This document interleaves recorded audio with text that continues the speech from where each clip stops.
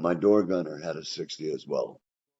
We covered both sides of the aircraft. Yeah, and we could cover every part of the aircraft, forward to the rear, underneath the aircraft, because a lot of the times we ran into what the North Vietnamese were very ingenious. They would dig holes, and they called them spider traps.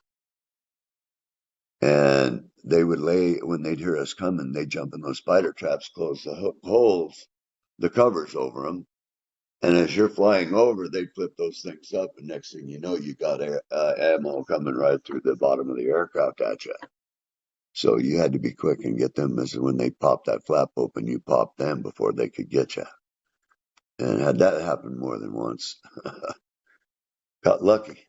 But there were times when, you took holes anyway and you had wounded. That's part of the game. But there were, we'd take troops up into the north and drop them off. LRP teams, long range reconnaissance patrols, because we get news that they were moving troops down into our area in the north. So we would take long range reconnaissance patrols up there and we would monitor them. And if they came under contact, then we would have to take and pull them out and go in under fire a lot of the times to pull them out. And, you never know what was coming at you out of the jungle. And you just had to deal with it. And you had to see a lot of ugly things happen. But you had to take human life. Never come back from that. Some aircraft only carried a can of 2,000 rounds, but we packed 4. Because you never know. See, if you got shot down, you had to think about if you got shot down. See, you couldn't just think about the mission. You had to think about if you got shot down, what are you going to do? You hope you got some ammunition.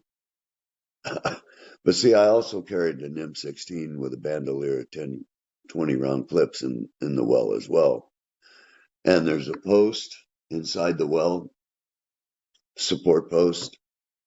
Taped to that, I had 4 high explosive HE grenades. And below that, I had 4 white phosphorus grenades.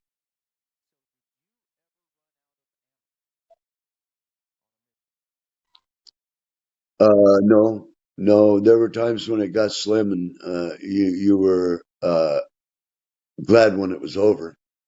But there were times when I emptied that, and we were on station so long that sometimes you broke out the M16.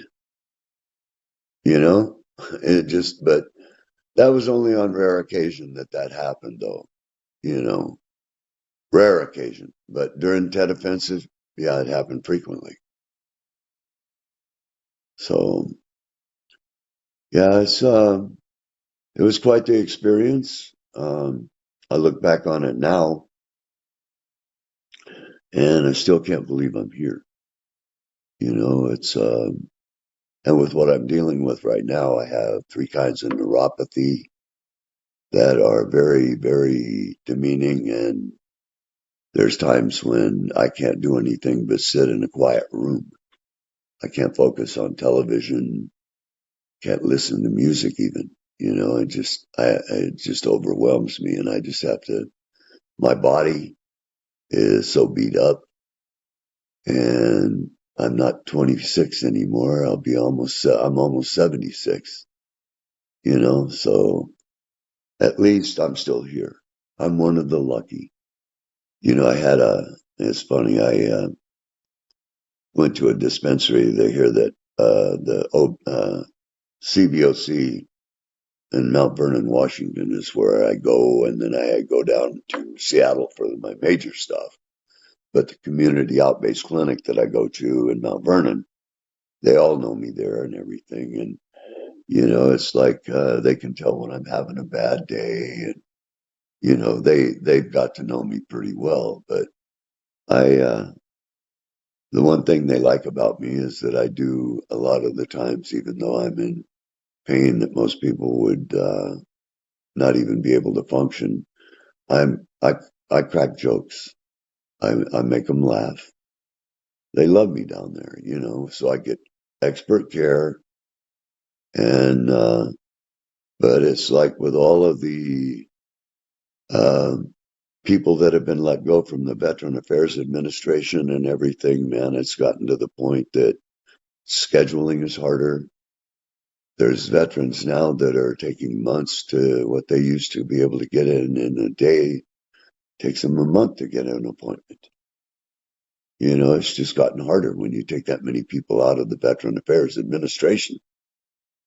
And I hate to say it, but it's just a fact that there are veterans out here right now that are not getting what they need, let alone what they have to have in some cases. And I've been pretty fortunate, but it's like if I didn't have my wonderful wife taking care of me, Carrie, I wouldn't be here. Literally, I would not be here. I would already be gone. I'd just be dust in the wind because that's what's going to happen when I'm dead. I'll be dust in the wind. They'll be playing that Kansas when I blow away dust in the wind, and they leaving nothing behind because nothing is going to be left. Nothing to leave. Because the best part of me I left in Vietnam.